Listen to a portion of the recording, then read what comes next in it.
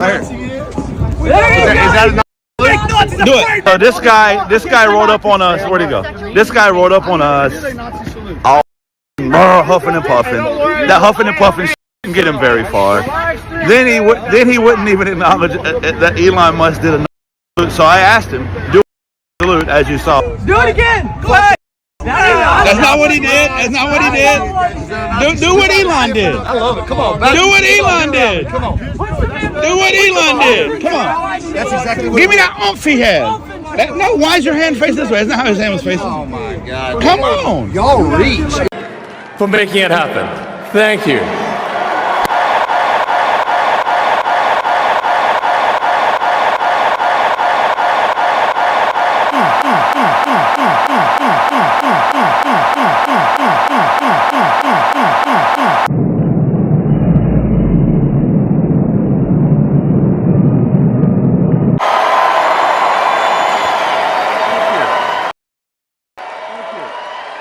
My heart goes out to you. It is thanks to you that the future of civilization is assured.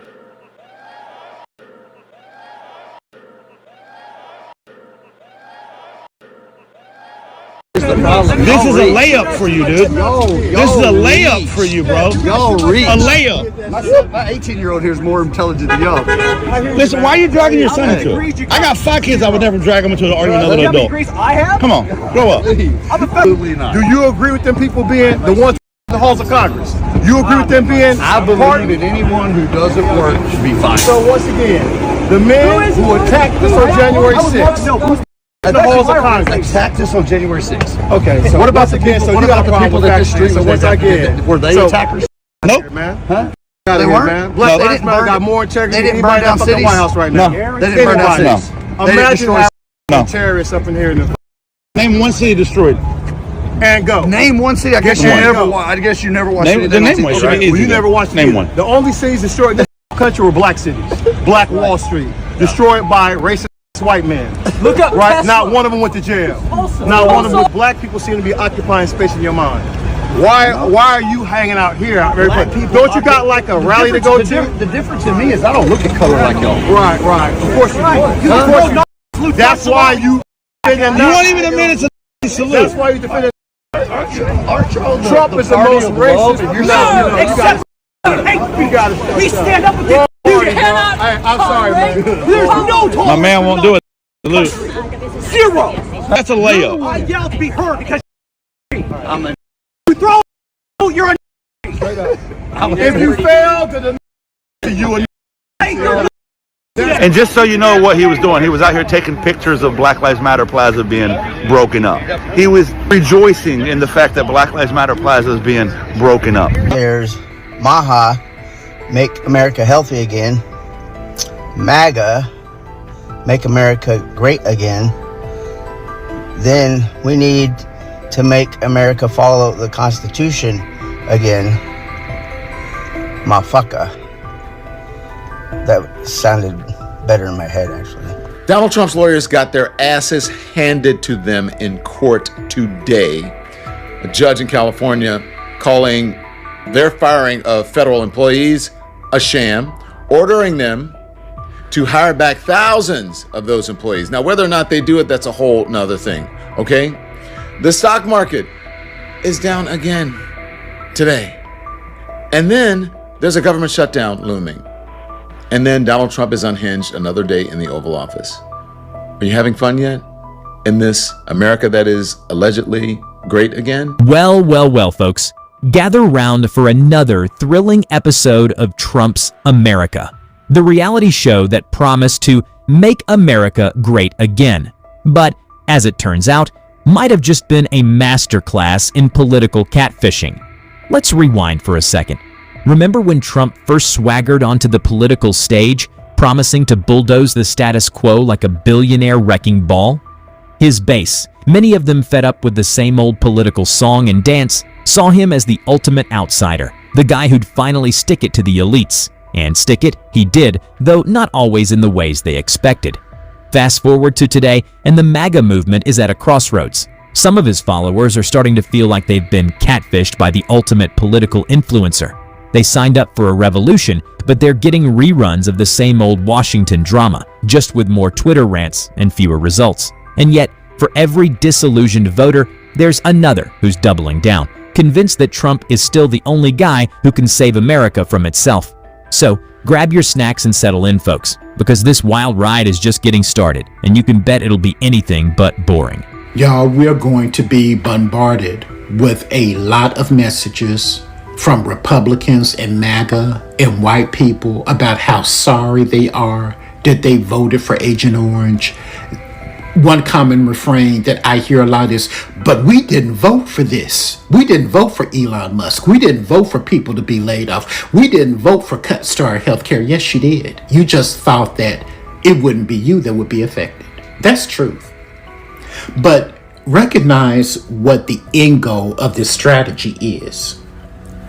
These posts that they're making that are heartfelt, talking about, oh, they are so regretful and that they didn't realize that their vote would cause all of this chaos. All that is designed to do, along with their rage baiting and their trollish behavior, is to get attention centered on them.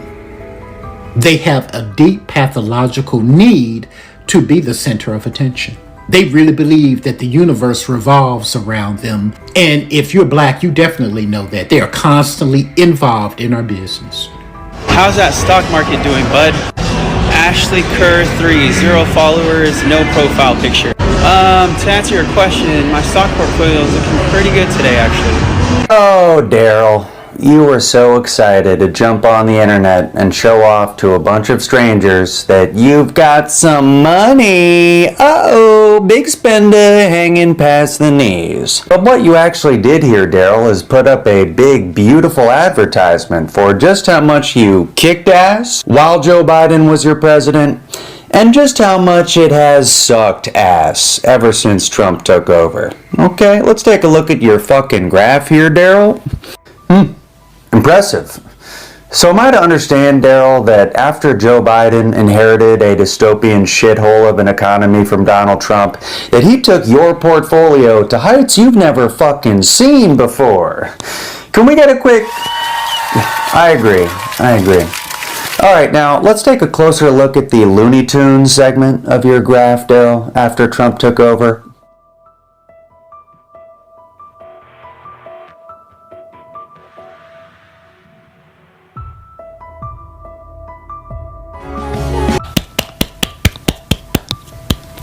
Well, you know what they say, Daryl. Sometimes it's good to lose lots of money.